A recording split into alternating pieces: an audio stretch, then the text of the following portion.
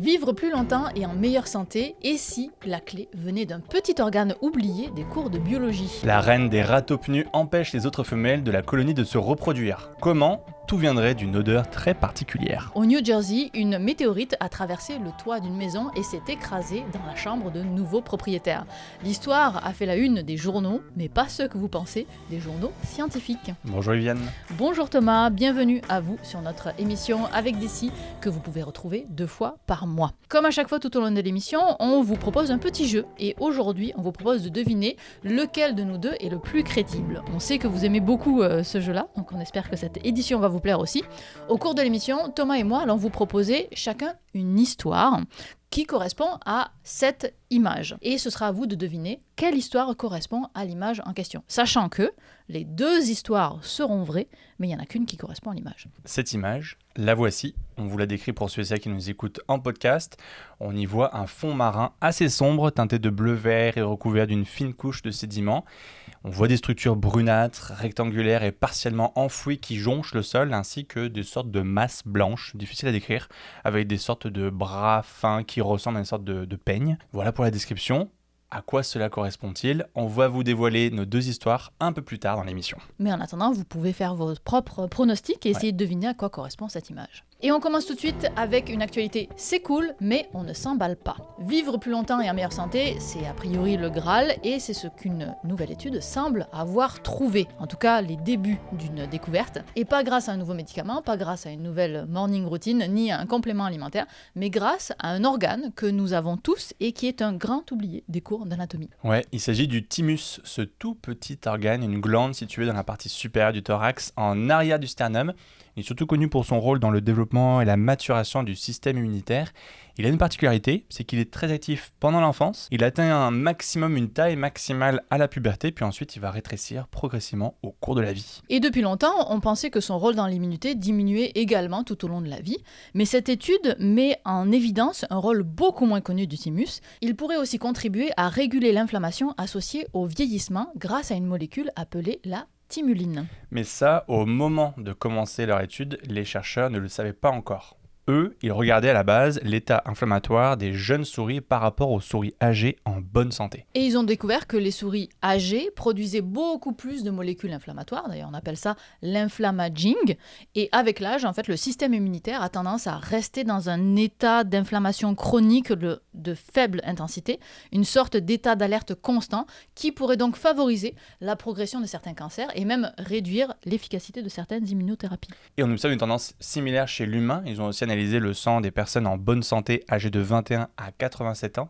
Plus les personnes étaient âgées, plus les cellules immunitaires avaient tendance à produire certaines molécules inflammatoires. Et ils ont aussi fait des mesures, non pas sur des sujets sains, mais sur des sujets malades. Ouais, ils ont observé des souris atteintes de cancer du sein, et là, les tumeurs progressaient aussi plus rapidement chez les souris âgées, qui survivaient moins longtemps, et on fait le lien avec l'inflammation parce que leurs tumeurs contenaient davantage de cellules immunitaires produisant des molécules inflammatoires. Et chez les humains, là aussi on a une tendance similaire. En analysant les données provenant des tumeurs du sein, chez les patientes les plus âgées, les cellules immunitaires présentaient un profil plus pro-inflammatoire. Donc même chose a priori. Donc c'est des constats assez clairs, mais qu'est-ce qu'on fait de ces informations-là? C'est la vraie question. Les chercheurs ont essayé de répondre à une question un peu Frankenstein.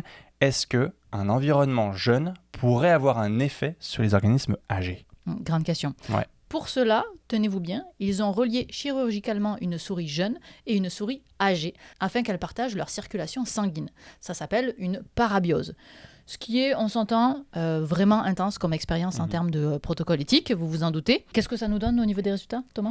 Chez les souris âgées exposées au sang d'une souris jeune, les cellules immunitaires produisent moins de molécules inflammatoires, les tumeurs progressaient plus lentement et la survie des souris s'est améliorée. Donc quand même un résultat très important, vraiment surprenant. Ouais. Alors qu'à l'inverse, quand on faisait l'expérience inverse, chez les souris jeunes exposées au sang d'une souris âgée, la progression tumorale s'est accélérée. Donc on peut conclure que le sang des jeunes souris contiendrait un ou plusieurs molécules capables de calmer l'inflammation des cellules âgées, mais lequel, c'est là que démarre un gros casse-tête. Oui, parce que trouver la molécule qui pourrait faire la différence, c'est comme chercher une aiguille dans une botte de foin, d'autant que si ça se trouve, c'est pas une molécule, mais un cocktail de molécules, on ne sait pas vraiment. Et donc les chercheurs, leur approche, ça a été de faire une analyse informatique des voies biologiques associées au vieillissement et à l'inflammation, et ils se sont rapidement orientés vers l'organe dont on parlait en introduction, le thymus. Et notamment la thymuline qui est produite par le thymus et dont la concentration va diminuer progressivement après l'adolescence.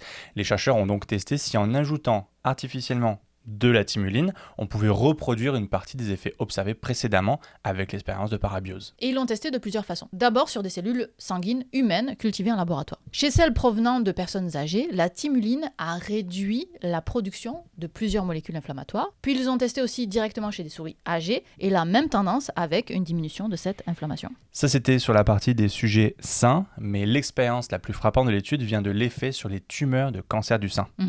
Oui, parce que là, on arrive à reproduire les mêmes résultats.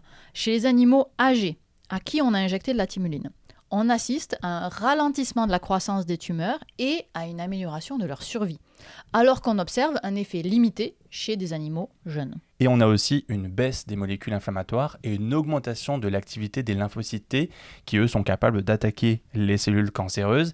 Mais surtout, lorsque la thymuline est combinée à une approche d'immunothérapie, les tumeurs répondaient mieux au traitement et les souris survivaient plus longtemps qu'avec l'immunothérapie seule. Donc c'est quand même très prometteur au stade préclinique où on est là, mais évidemment c'est cool mais on ne s'emballe pas parce que on est sur des modèles de souris quoi. Ouais, et pour l'instant, chez des humains, les expériences s'arrêtent à des tests sur des échantillons de sang et des cellules cultivées au laboratoire. Aucun patient atteint de cancer n'a reçu de thymuline dans cette étude. Son efficacité, sa dose optimale et ses effets secondaires restent donc à évaluer. Avant d'envisager les essais cliniques, il faudra donc encore confirmer ces résultats dans d'autres modèles, déterminer la bonne dose et évaluer les éventuels effets indésirables. Oui, c'est long entre les résultats animaux et les résultats sur l'humain, mais en tout cas c'est porteur d'espoir. Moi je la trouve vraiment fascinante cette étude. Et puis si ça marche sur le cancer du sein, est-ce que peut-être ça peut marcher sur d'autres types de cancers ? Ça, on ne le sait pas encore, mais en tout cas, ça donne de l'espoir, comme tu dis, donc une affaire à suivre. Pour les gens qui nous suivent sur Ulule, on va débriefer un petit peu cette actualité, notamment sur l'aspect de l'éthique animale. Donc, pour les gens qui nous soutiennent, allez voir le bonus que vous avez en ce moment sur Ulule. Et on passe maintenant à notre petit jeu, notre actualité qui sera le plus crédible. On vous le rappelle, tout au long de l'émission, on vous propose de deviner lequel de nous deux est le plus crédible. Thomas et moi allons vous proposer chacun une histoire qui devrait correspondre à l'image que vous voyez ici. Ces deux histoires sont vraies, mais il n'y en a qu'une seule qui correspond à cette image. Alors Thomas, quelle est ta version ? Selon mon histoire, cette image correspondrait à des restes d'une baleine reposant à près de 7000 mètres de profondeur dans la zone de Diamantina à l'ouest de l'Australie. Lors d'une expédition dans l'océan Indien, des scientifiques ont découvert près de 500 sites où reposent des carcasses et des fossiles de cétacés, le tout réparti sur une distance de 1200 km. Certains ossements seraient là depuis au moins 5,3 millions d'années. Il s'agirait du cimetière de baleines le plus profond et le plus étendu jamais identifié. Ou alors, s'agit-il d'une autre proposition, Viviane ? Oui, parce que ta proposition avec des os qui tiendraient pendant 5,3 millions d'années, on n'y croit pas parce que c'est mon histoire qui est la bonne. Cette image montrerait une partie du pont en bois du Terra Nova, un navire qui avait transporté l'explorateur Robert Falcon Scott et son équipe lors de leur expédition en Antarctique en 1910. L'épave du Terra Nova se trouve dans la mer du Labrador, à environ 18 km au large du Groenland, et c'est lors d'une expédition menée par la Société géographique royale du Canada que des images du navire ont pu être prises. Il y a quand même des indices importants dans l'image. On vous laisse la revoir, la regarder. On vous propose volontairement une assez courte description dans nos histoires. À vous de choisir et de voter. Et puis réponse à la fin de l'émission. À votre avis, laquelle des deux histoires est la plus crédible pour cette image ? Puisque les deux histoires sont vraies de toute façon. On continue avec une actualité. C'est intéressant. Comment la reine des rats taupe nus empêche-t-elle les autres femelles de la colonie de se reproduire ? Grosse question dans Avec des scies, avec une nouvelle étude publiée dans le journal Nature. Et apparemment, tout viendrait d'une odeur particulière. Petite remise en contexte, parce que moi j'en avais besoin, je n'étais pas familière avec les ratopnus. Les ratopnus vivent sous terre dans des colonies très hiérarchisées, et comme chez les abeilles ou les fourmis, dans une colonie il y a une seule femelle, la reine, qui assure normalement toute la reproduction. Les autres femelles participent au creusement des galeries, à la recherche de nourriture, à la défense de la colonie et aux soins des petits, mais demeurent infertiles tout tant que la reine est présente finalement. Et lorsqu'une reine meurt, plusieurs femelles dominantes peuvent rapidement entrer en compétition, leur système reproducteur se réactive, leur comportement change et l'une d'elles finit généralement par devenir la nouvelle reine. Le mécanisme précis par lequel la reine maintient les autres femelles dans un état non reproducteur, c'était une énigme jusqu'à maintenant. Et les chercheurs ont décidé de se tourner vers l'odorat. Oui, parce qu'en fait, ils ont remarqué que lorsqu'un animal rencontrait un individu provenant d'une colonie étrangère, il passait davantage de temps à le renifler qu'un membre de sa propre colonie. Et les ratopnus sont donc capables de reconnaître les membres de leur propre groupe grâce à l'odeur. Donc l'odorat est vraiment important chez eux. Et surtout, quand on bloque les neurones sensoriels de l'odorat, là, les animaux provenant de colonies différentes déclenchent beaucoup moins souvent d'interactions agressives. Donc, vraiment, cette olfaction semble jouer un rôle central dans l'organisation de la colonie. C'est pas par hasard qu'ils sont allés chercher de ce côté-là. La question maintenant, c'est d'identifier cette molécule olfactive. Les chercheurs ont analysé chimiquement les odeurs des animaux. Au total, ils ont étudié 771 échantillons provenant de 351 rats taupes nus, appartenant à différents sexes, âges, rangs sociaux et états reproductifs. 240 composés ont été détectés et une seule molécule est sortie du lot, le myristate d'isopropyl. Cette molécule est abondante chez les reines, mais presque indétectable chez les femelles non reproductrices, ainsi que tous les mâles reproducteurs ou non. Elle se retrouve principalement dans les sécrétions vaginales, anales et buccales de la reine, avec un pic de concentration au moment de l'ovulation, puis ensuite une diminution pendant la gestation et l'allaitement. Donc cette molécule semble non seulement signaler à la fois la présence de la reine, mais aussi son état reproductif. Mais que se passe-t-il chez les autres animaux lorsqu'ils sentent cette odeur ? Et là, les chercheurs se sont intéressés à la prolactine, une hormone connue pour inhiber temporairement la reproduction pendant l'allaitement. Chez les animaux non reproducteurs, les concentrations de prolactine dont tu parles étaient plus élevées pendant les phases où la reine produisait davantage de myristate. A l'inverse, lorsque les femelles étaient retirées de leur colonie ou que leur odorat était temporairement bloqué, leur taux de prolactine diminuait. Moi, ce que j'adore dans ce genre d'article, c'est que tu as un schéma qui synthétise en fait tout ça. Et donc, en un clin d'œil, tu comprends tout de suite le message important de l'étude. Voici le schéma en question, avec à gauche la condition avec la reine. On remarque d'ailleurs que les auteurs ont pris la liberté de mettre une petite couronne sur la reine taupe nue. Pour être sûr qu'on repère bien que c'est la reine. Moi, les queens comme ça, moi j'adore, je suis fan. Et à droite, vous avez la version sans la reine. Voici l'hypothèse des chercheurs. La reine, avec sa couronne, produit du myristate d'isopropyl. Les autres animaux le détectent par leur odorat, ce qui augmente leur prolactine et contribue à bloquer leur système reproducteur. Mais évidemment, ça pour l'instant c'est qu'une hypothèse, mais ils sont allés la vérifier avec une nouvelle expérience. Les chercheurs ont retiré des mâles et des femelles non reproducteurs de leur colonie et les ont placés en couple pendant 18 semaines. Et les couples ont été répartis en 3 groupes, et normalement s'il y a des couples, on s'attend à... Ce qui est des bébés, éventuellement. Groupe 1, 6 couples étaient dans de la litière propre, sans odeur de la colonie. Résultat, 5 des 6 femelles attendaient des bébés. Donc là, ça a marché tout d'un coup. Groupe 2, 6 couples étaient dans la litière provenant de leur colonie d'origine. Résultat, aucune gestation. Et groupe 3, 7 couples étaient exposés quotidiennement à la molécule de myristate d'isopropyl. Résultat, aucune gestation. Donc super conclusion, la molécule seule était suffisante dans ces conditions expérimentales pour empêcher l'activité reproductive des couples. Selon les auteurs, le myristate d'isopropyl fonctionnerait comme une sorte d'hormone sociale, entre très gros guillemets. La reine ne contrôle donc pas uniquement la colonie en dominant physiquement les autres femelles, elle produit également un signal chimique capable de modifier leur cerveau, leurs hormones, leur fertilité et leur comportement. Alors évidemment, ici, on était dans des conditions expérimentales, donc ce n'est pas exactement les mêmes concentrations de molécules olfactives qu'on retrouve dans les milieux naturels des rats taupes nus, mais on comprend quand même un peu mieux le mécanisme. On ignore encore quel récepteur olfactif permet de détecter cette molécule dans le cerveau et précisément par quelle voie ce signal agit ensuite sur le système hormonal. Donc il faudra d'autres analyses en ce sens, mais déjà, on a une vue globale d'un mécanisme potentiel. Et ça, je trouve ça vraiment très, très intéressant. Ça dit aussi, l'odeur ne fait probablement pas tout. On imagine qu'il y a aussi des contacts physiques, des vocalisations ou des rapports de dominance qui pourraient aussi contribuer à cette organisation sociale. En tout cas, les résultats de cette étude sont vraiment fascinants. On vous invite à lire l'étude. Vous voyez, c'est les rats top nus, mais il y avait beaucoup de résultats, beaucoup d'expériences. Elle est un peu technique, mais globalement très intéressante.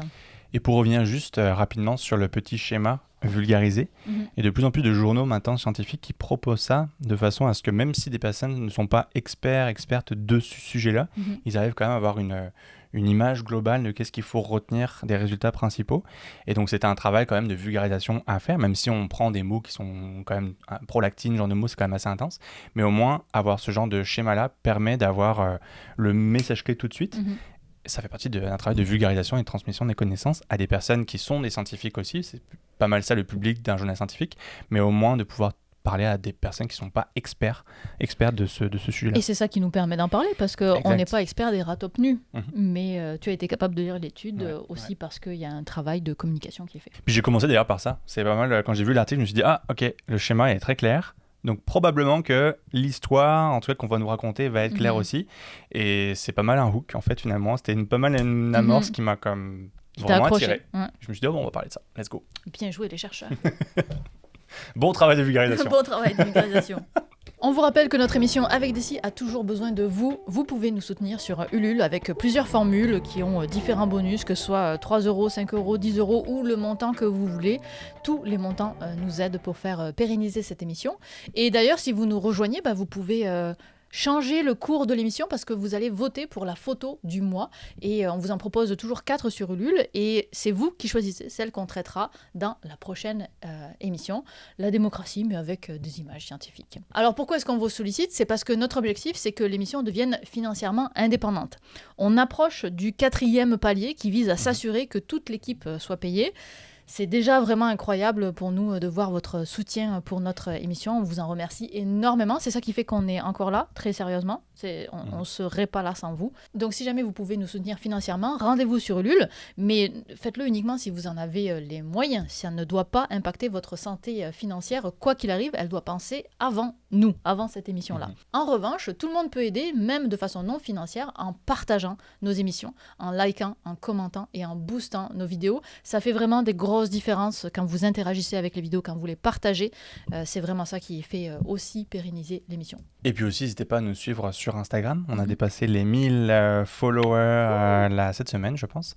Donc, n'hésitez pas à nous suivre parce qu'on vous montre un peu du contenu qui est justement fait pour Instagram. Donc, ce n'est pas des extraits de l'émission. On essaie de faire des shots. On vous fait également des carousels pour vous prendre un peu le sommaire de l'émission. Donc, n'hésitez pas à nous suivre pour ne rien rater dans les coulisses de l'émission et puis aussi les actualités de l'émission. Notamment parce qu'on sait que l'algorithme YouTube est un peu comme ça. Donc, avoir l'information qu'un nouvel épisode est sorti sur Instagram, peut-être qu'entre Instagram et YouTube, vous allez être avertis au final. Ouais. C'est ça le monde algorithmique aujourd'hui. Donc, merci pour votre soutien. Vraiment. Et on continue avec une actualité. Waouh! Imaginez une météorite traverse le toit de votre maison et s'écrase dans votre chambre. C'est ce qui est arrivé le 16 juillet 2024 à un couple vivant dans le New Jersey, aux États-Unis. Énorme trou dans la toiture, comme vous voyez juste ici, juste au-dessus de leur lit, avec une forte odeur de soufre, genre de l'œuf pourri, là, littéralement, genre d'odeur là très forte, et de la poussière noire partout. L'histoire est assez folle. Oui, les détails des réactions du couple ont fait la une du New York Times. En plein jour, une boule de feu traverse le ciel au-dessus de la région métropolitaine de New York. Le phénomène est d'ailleurs observé par une 60aine de personnes et filmé par plusieurs caméras. On estime que l'objet pesait initialement autour de 53 kg et mesurait environ 38 cm de diamètre. T'imagines ? 53 kg sur 38 cm de diamètre, c'est dense. Avec une bonne grosse vitesse. Avec une bonne grosse vitesse, parce que la météorite entre dans l'atmosphère à plus de 50 000 km/h. C'est rapide.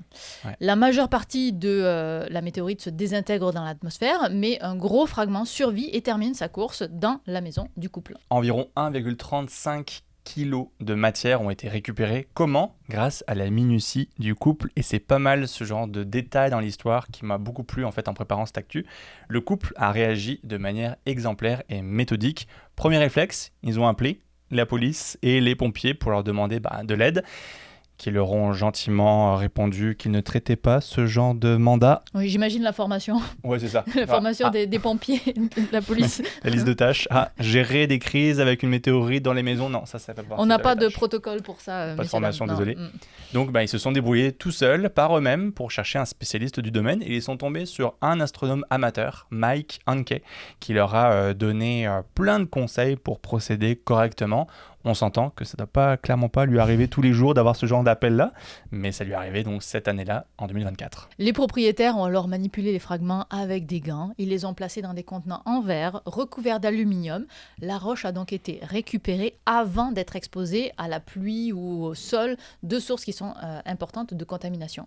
Et de manière rapide en plus, ils ont fait ça. Parce qu'en général, ça prend plusieurs semaines, voire plusieurs mois pour retrouver les météorites, qui ont alors le temps de se dégrader, de se contaminer, etc. Bref, un travail très minutieux qui aura coûté un toit au couple, mais en échange, nous, on a une publication scientifique. Je sais pas si l'assurance couvre ce genre de dégâts dans les maisons. Genre. Je suis pas sûre.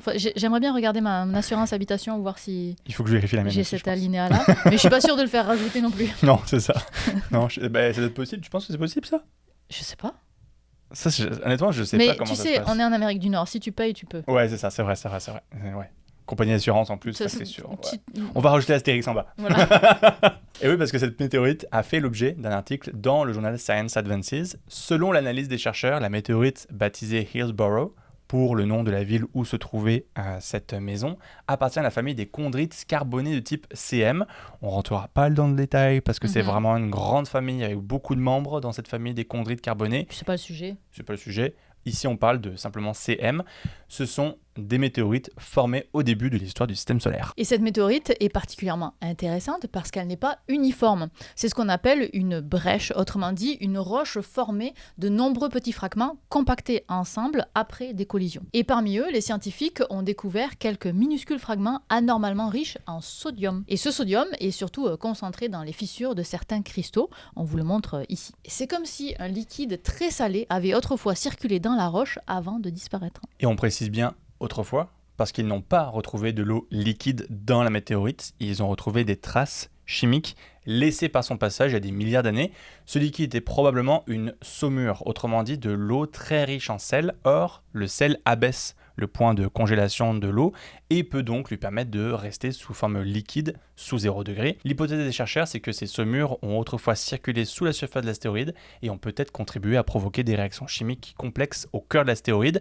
La météorite contient d'ailleurs une grande diversité de molécules organiques, dont des acides aminés, qui se seraient formés lors de la réaction impliquant de l'eau. Alors, pas de surinterprétation avec cette étude, ça ne prouve pas qu'il y a de la vie ailleurs, mais ça renforce l'idée que les astéroïdes primitifs pouvaient être de petits laboratoires chimiques capables de fabriquer et de transporter certains ingrédients nécessaires à la chimie qui a précédé l'apparition de vie sur Terre. Et tout ça, on a pu le découvrir parce qu'un météorite a traversé le toit d'une maison que les propriétaires avaient d'ailleurs achetée 6 mois auparavant. Honnêtement, je sais pas s'il peut y avoir un recours par rapport à ça. Genre, tu as acheté une maison, puis t'as ça qui se passe. Honnêtement, je sais pas. Vraiment, si vous savez, dites-nous dans les commentaires. Mais t'as trop d'empathie pour ce couple, je pense. J'ai beaucoup trop d'empathie. Mais en même temps, ce qui est rigolo en fait dans l'histoire, c'est que le couple en question avait vu un reportage l'été d'avant, en fait, avant d'acheter la maison. Ils avaient vu un reportage justement sur les météorites. Et dans le reportage qui se passait à la télé, en fait, ils expliquaient qu'est-ce qu'il fallait faire, qu'est-ce que les scientifiques faisaient pour justement récupérer les morceaux et être hyper minutieux, etc., etc. Et ils se sont souvenus, parce que le premier réflexe que tu peux avoir, c'est prendre l'aspirateur et dire je vais commencer à ramasser les morceaux parce que voilà, il faut faire le ménage. Que je dorme ce soir. Il faut dormir, il faut que j'ai une chambre. À un moment donné, c'est vraiment c'est le chaos chez nous. Donc et en fait, ils ont eu les bons réflexes. Donc de se renseigner, d'appeler justement cet astronome amateur et surtout de ne rien toucher pour ne rien contaminer. Et en fait, dans la littérature, ce qui est justement expliqué dans l'article, c'est que l'échantillon était super propre grâce à la minutie du couple. Et moi, je trouve ça vraiment fascinant de voir que des citoyens qui regardent la télé ce documentaire-là, ils se sont souvenus de ça. Quelles sont les probabilités pour que tu aies une météorite chez toi qui tombe ?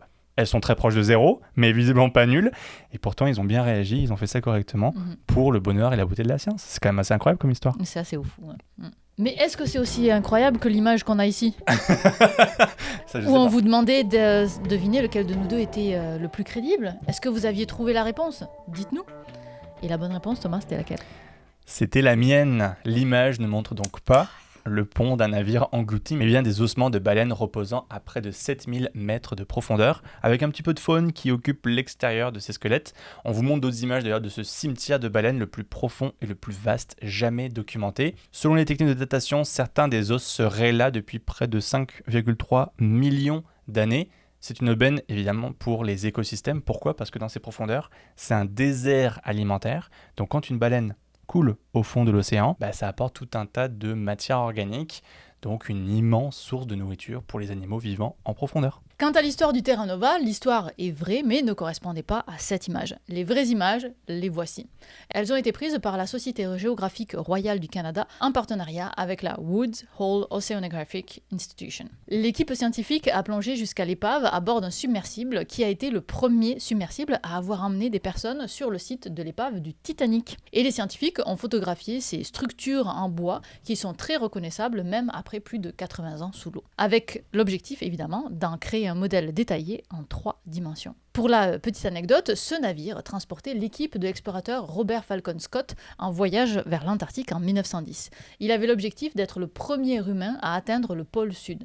Mais manque de bol, c'est le Norvégien Roald Amundsen qui y est arrivé avant eux. Et Scott et ses hommes sont morts de froid, d'épuisement et de manque de nourriture sur le chemin du retour. Le Terra Nova a quand même poursuivi sa carrière pendant plusieurs décennies avant de couler en 1943 après avoir été endommagé par des glaces. Son épave repose aujourd'hui au fond de la mer du Labrador à environ 18 km au large de la pointe sud du Groenland. Voilà pour l'histoire complète. On espère que cette édition vous a plu. N'hésitez pas à nous faire part de vos commentaires. Est-ce que vous avez aimé l'actualité mystère, l'histoire la plus crédible ? C'était quand même assez rigolo. N'hésitez pas à nous soutenir également sur Ulule. Comme d'habitude, cette émission ne dépend que de vous. Et on vous laisse avec 3 choses à aller voir. La dernière vidéo de Syllabus qui parle soit d'obésité, soit de canicule selon le moment où vous allez regarder cette vidéo. Notre dernière émission d'actualité scientifique où on discute de l'éclipse solaire. On espère que vous avez eu la chance de la voir, on croise les doigts. On parle également de neuroprothèses, de pieuvres ainsi que d'une actualité mystère, on l'oublie pas. Et bien sûr, n'hésitez pas à suivre Thomas pour plus d'actualités scientifiques, notamment sur sa chaîne Twitch Science à la carte et sur ses autres plateformes. On vous remercie, dites-nous dans les commentaires quelle actualité vous a le plus marqué, on vous écoute. Et puis nous, on se retrouve non pas dans 2 semaines, parce que c'est un mois à 5 lundis, mais dans 3 semaines pour le premier lundi du mois de septembre. Des mini-vacances. Des mini-vacances. Bye. Bye bye. Bienvenue dans ce débrief de l'émission, de la 2e émission d'août 2026. Et dans ce débrief-là, on voulait vous parler un petit peu d'éthique animale, parce qu'on a traité une actualité comme souvent qui parle des...